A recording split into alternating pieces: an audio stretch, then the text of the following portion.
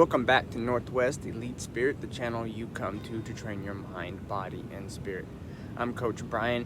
If you haven't hit that subscribe button yet, do that now and make sure to ring the notification bell to stay up to date on all of my newest releases. The premise of recapitulation is that you can go back in time and reclaim energy from events, and you can also return energy from events.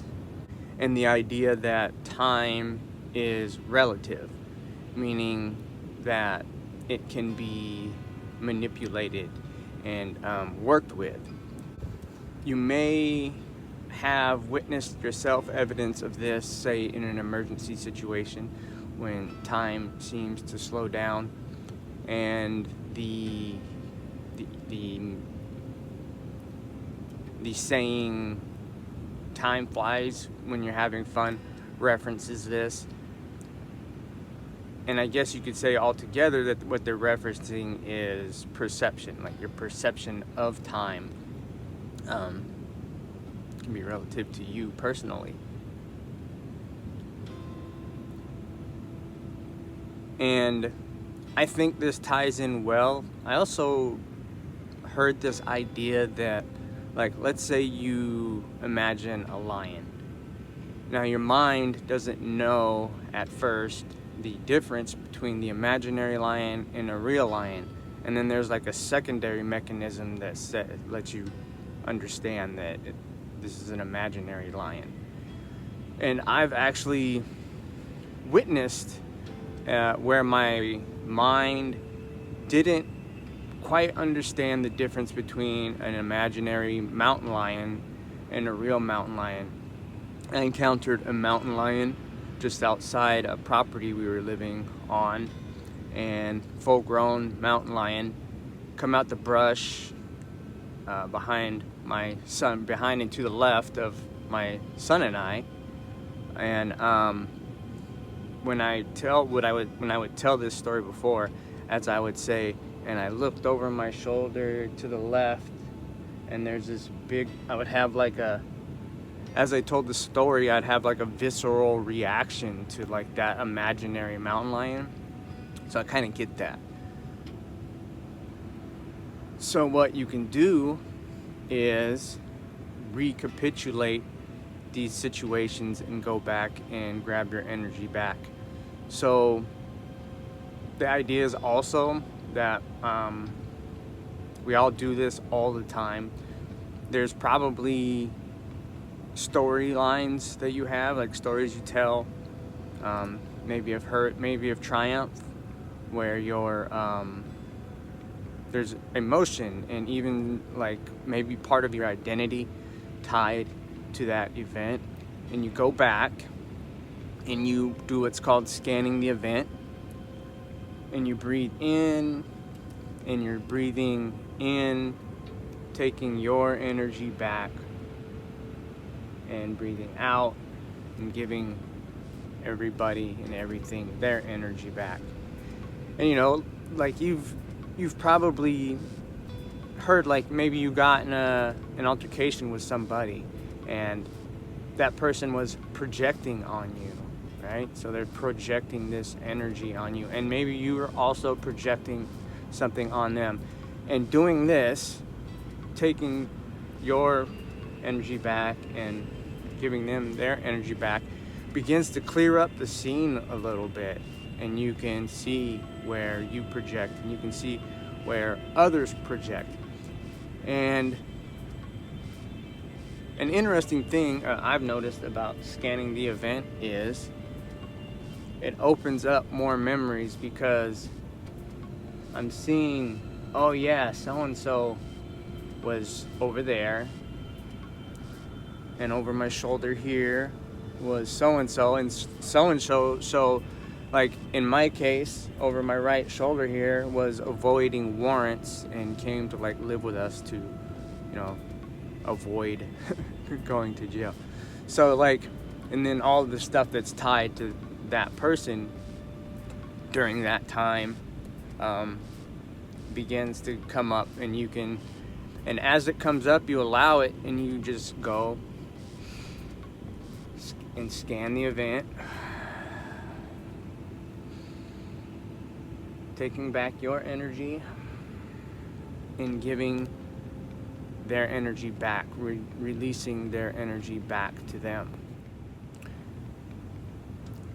Carlos says that it's an act of hygiene to recapitulate, and he does it every night before bed, and then for like 3 weeks out of the year he dedicates a large amount of time to it. He talks about how some sorcerers take it very seriously, so they'll build structures to get into. I didn't build this structure, but I thought it would be interesting for the talk, because it is a place where you can come in and get quiet and recapitulate. Through recapitulation too, you get to know people well, because you go back and you look at the situation and you see the patterns that people fall into and the patterns that you fall into.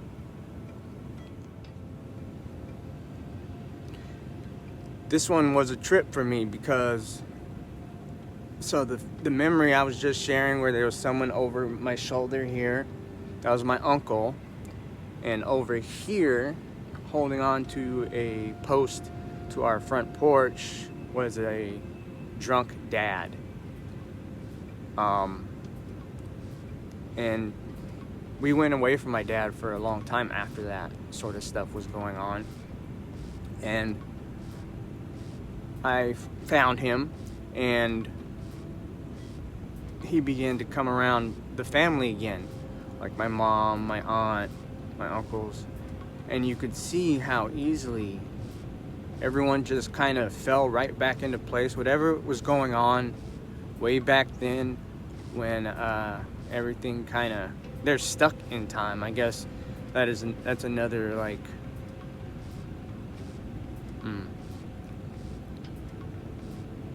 yeah, it's like they're stuck in time. Carlos is explaining how we must be mad to leave so much energy to old things, and that's why you do it. You do it to let go of those old things and have energy for what's going on right here in front of you. And they talk about how this gives you energy, and it's a literal energy, because you're not all tied up and twisted up in those old thoughts. And rather than those old thoughts is normal being draining and tiring, you actually find that you're energized by going back and doing this. So how do you recapitulate? After having put yourself as deeply into a memory as you can, you begin scanning it, scanning the event, breathing in and taking your energy back, breathing out and releasing their energy back to them. There's no definite sitting position that you need to be in, or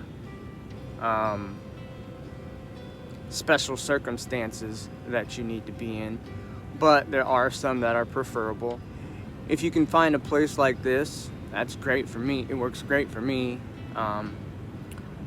In between the driftwood creates a sound barrier, so it's rather quiet in here.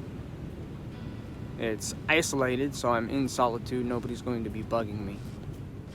Carlos talks about too how we have to approach recapitulation with the spirit of a warrior, because you have to be willing to you have to be willing to stalk your memories, and even your worst memories may come up, and you have to be willing to be sharp and not get tangled up in the mess and understand that you're there to untangle from the mess. I guess approach the practice with a touch of bravery, but also humor, staying good humored. Once you begin practicing this, your spirit will like it and will begin to seek it out. And it's that. So just like with a physical workout, your body and your mind like the feeling of being stronger and more energetic. And this is the same. You will be stronger and more energetic, and your body will recognize that and crave that. Attack this as some sort of psychological puzzle to figure out, where we start labeling things and trying to understand things. You simply go in, release other people's projections from you, take back your projections, and watch and listen and feel. The end goal is to die without anybody's projections clinging to you and without your projections clinging to anybody or anything. To die with clarity.